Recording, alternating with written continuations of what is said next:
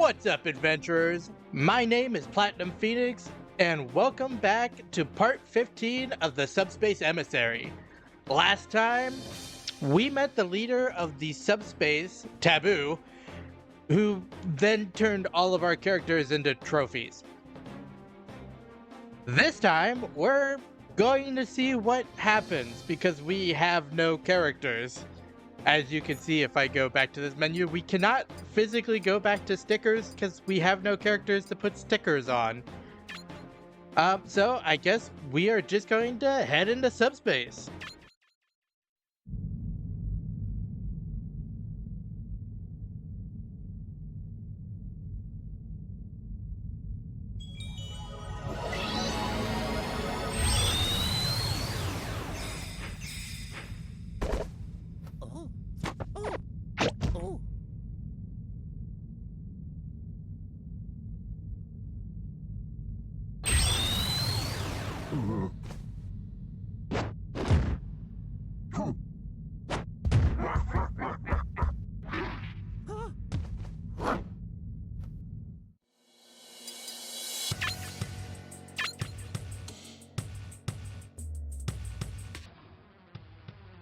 Alright, getting into the level, I first want to say I love the fact that the thing that actually saves us is that King DDD just wanted to give the trophies medals. But I'm being wombo comboed by these little ice orbs. But to get into what we are actually doing in these levels, we have to save all of the characters that were I can't believe that fell on me. God damn it. Okay, and then it just killed itself. That works. But we have to save all of the characters that were turned into trophies last time. In this first level, there's actually 15 characters that we need to save, and Samus right there is the first. And now we just need to start climbing. But now that we have gone over what we actually have to do, I want to talk about the new characters. So I guess we'll start with King DDD because Luigi decided to, I guess, give up to the ice. But King DDD is ranked 12 out of 38. He has several good things. Like all of the Kirby characters, he can jump several times. He literally just inflates and then basically flies. Which helps him incredibly with recovering. He also has a really good grab. I am failing miserably right now. Okay, you wanna actually hit the... King DDD, I'm gonna need you to cooperate and hit a platform. Any of the platforms. Now that I'm sidetracked, he has an amazing grab. It actually has really good reach and it's really fast. As you can see here, it's just really quick. He's also a heavyweight, so he's not floaty like a lot of characters that have multiple jumps. And we're just going to take care of these guys so I don't have to deal with them. His main downside is that he has really bad mobility, as you could see as I'm running and while I was trying to actually get up to the platform. We need to get Ike right here. Take care of those so I don't have to deal with them later. And when we stand on these platforms, they actually make platforms that we can jump up. So we're just going to avoid all of the enemies. More things about King DDD is that he has, like I said, he has multiple jumps like all the other Kirby characters. But the downside is that he has, he's heavier, so he has lower jumps and is harder to maneuver in the air than other characters. And I believe that was 6 or 7 of the characters that we have gotten in this stage. Then we get Donkey Kong there. I don't believe there's anything off this way. Let me check. Nope, there is nothing this direction. As I show the poor mobility of King DDD again. Another good thing about King DDD is he has really powerful attacks, but the downside to his powerful attacks is that they are incredibly slow. Like, there's so much charge up time on his attacks that some of them are just not worth using a lot of the time. But we just need to go through this door so I don't have to deal with these mites anymore. Okay. And as you can see, his jumps just don't do what jumps are supposed to do. I almost just died again there because I could not jump to save my life. He does, or no, he doesn't actually in this game. I'm thinking of a different game. I was about to say he has a projectile with the Waddle Dee, but he actually can't in this game. We're gonna grab these two, and I think I actually want to knock Ness out right now because I want to talk about Luigi. The last thing about King DDD is that since he's so slow and has really poor mobility, he requires reading your opponent really well to be effective. But now we're on to Luigi, who is ranked 28 out of 38. He is pretty mobile, actually, being decently quick and having a lot of moves that are really good at actually KOing opponents. I say as I'm stuck off the stage. Okay, don't kill me now.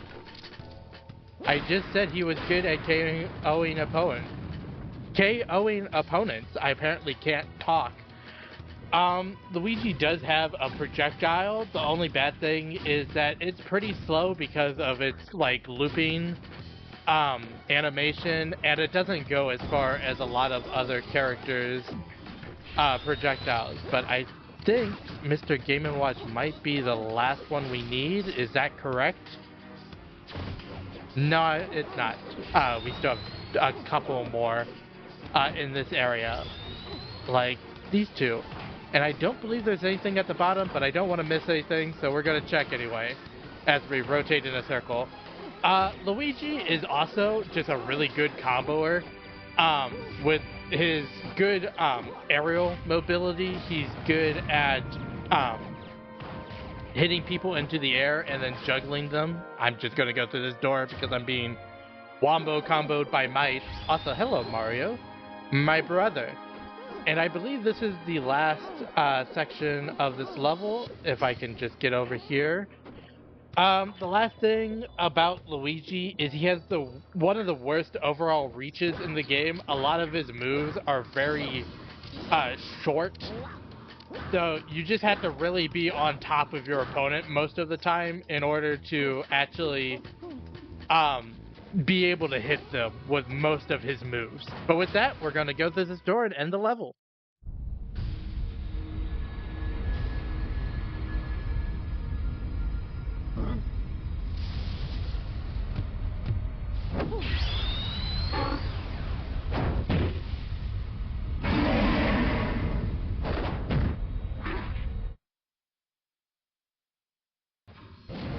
Excuse me, apparently not end the level, but fight Bowser. We just have to, I believe this is literally just, you play as King DDD and you fight Bowser, and you just have to beat Bowser to progress. Also, that's another just great thing about this game, the random tripping. Come on, let me... I really dislike King DDD because he's so slow.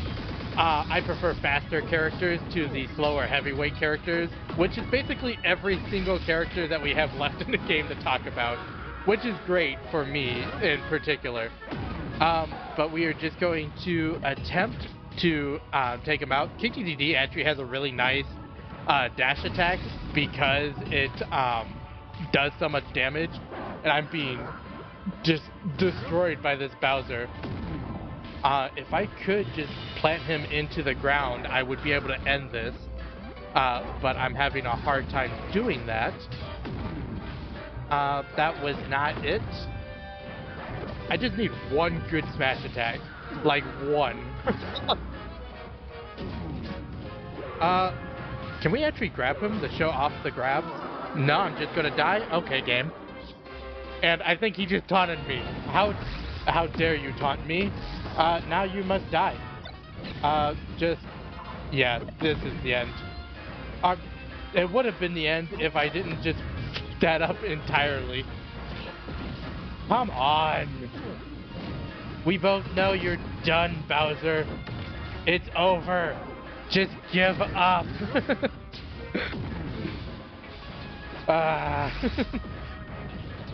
This is one of my least favorite fights in this game, just because of how long it takes, because of how bad DDD is. Up another trip. He's at 188 damage. How much more is he going to take? Just end him. Did I?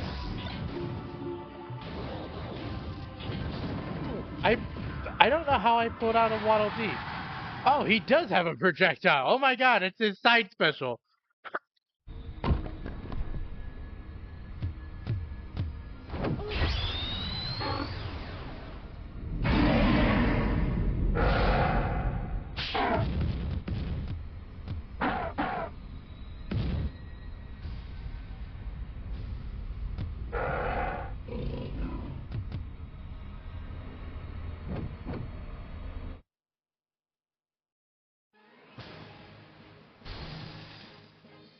Alright, and with my just awful performance at King DDD fighting Bowser, that is our first stage clear.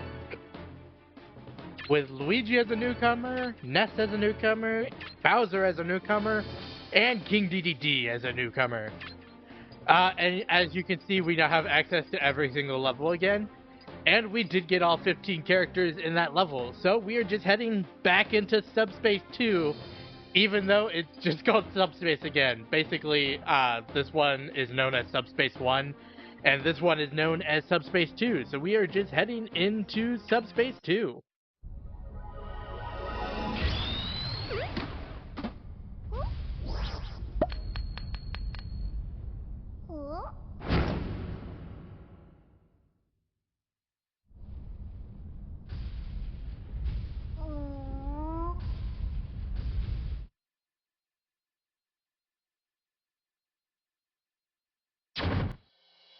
Alright, getting into Subspace 2, there are 10 characters to get in this level, specifically 10 trophies. We also only have access to Kirby in this level, which means no projectile to stop any of these bombs. But because we have only access to Kirby, I actually want to talk about what Subspace is at all. Because it is... Did I just blow myself up? It's a little bit confusing, and I actually didn't understand it the first time or at all since I've actually... until I actually researched the game. So Subspace is, as you can see, this basically otherworldly place that Taboo controls. But the way that Subspace comes about are those subspace bombs that the Robs have been blowing up. And what they do is they basically create a pocket of subspace. I'm just being juggled by these guys. They create pockets of subspace, which are those giant black orbs in the main world. And those bombs are fatal to living creatures when they first explode. But afterwards, they become sort of like a gate that anyone can go through, which is how we actually were able to come through and enter the subspace at all, is because those rifts become subspace portals after they initially detonate. Also, I believe I just have to go down this side. Can I get through here without fighting this thing? Yes, I can.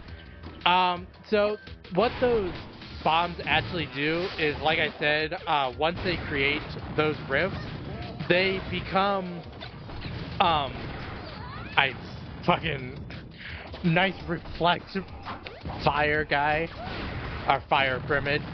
But once they create those basically pockets, in the world, they become sort of like orbs that are called colonies in the subspace. We actually saw all the colonies last episode when Taboo grabbed all of them and basically pulled them into them himself. And that's actually how the colonies work within the subspace. The only way for anyone to enter those colonies is for basically Taboo to take all of them and basically make them interactable either through the subspace itself or through other colonies that he has connected into each other. And each of those colonies are basically direct. I don't want to say replicas because it's literally just the places that explode. So the colonies are just the places that he has taken control of through the subspace bombs. Which means what he is doing currently is that he is making a giant space of all the colonies that have been collected throughout the entire game. Which, if you played the game before, you know what that means. Basically, that's why the final level of this game is such a pain. It's basically just because it's just all of the colonies all strung together to make one basically enormous level. There are a couple of different things, like how I said last episode, the shadow bugs that the Subspace Army is entirely created from isn't actually from Subspace. It's from Mr. Game & Watch, which is why Taboo had him captured to begin with, is so that he could just take all the shadow bugs and make the Subspace Army. I keep wanting to say Shadow Army. That's from a different show that I'm watching currently. But basically, what was I about to say? We're just gonna get rid of that guy while I'm trying to get my thoughts. Basically what we're trying to do is get everyone to stop Taboo from controlling the colonies, because with him controlling the colonies, he basically has complete control over everything that has exploded up to this point within the game. And also I just need to destroy these things so that I don't have to... Do I have to deal with these guys? I'm going to, because I want to see if there's anything, but I don't think I actually need to. And in fact, I'm not going to. I'm just going to leave now. There are a couple of different, what are called subspaces in other games from Nintendo, and actually other games that have, been interacted with Nintendo stuff throughout the years. The most known one that I know about is actually the subspace from the Super Paper Mario games. Or it's actually not called subspace in Super Paper Mario. It's called the Void, which is what it actually is very similar to. I'm going to die because I'm not paying attention. Can we just take out this guy so I don't die, please? That's all I want to do. Okay, you can kill me. I have one more life. This is all fine. We're all good. I totally didn't almost just lose the level because I wasn't paying attention. I don't know what you're talking about. But the other places that have similar names and appearances to the subspace are the subspace in Super Mario Bros. 2. That one's actually completely unrelated, but there's two voids that actually react a lot like the subspace and actually have a lot of themes and mechanics like the subspace in this game. One is the Void from Final Fantasy V, and the other one, like I said before, is the Void from Super Paper Mario. But with that being said, we're just going to enter here and end this level.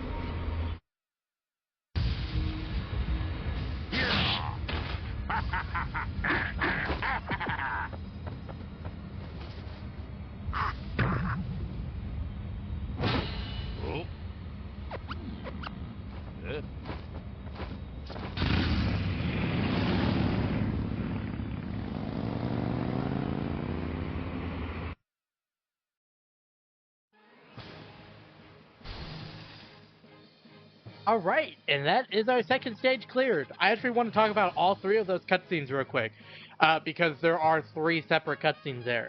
The first one, where Bowser beats up Ganondorf, you will always get that one because the characters that are required to get that cutscene are already unlocked. And also, very justified of Bowser just beating up Ganondorf because of the betrayal.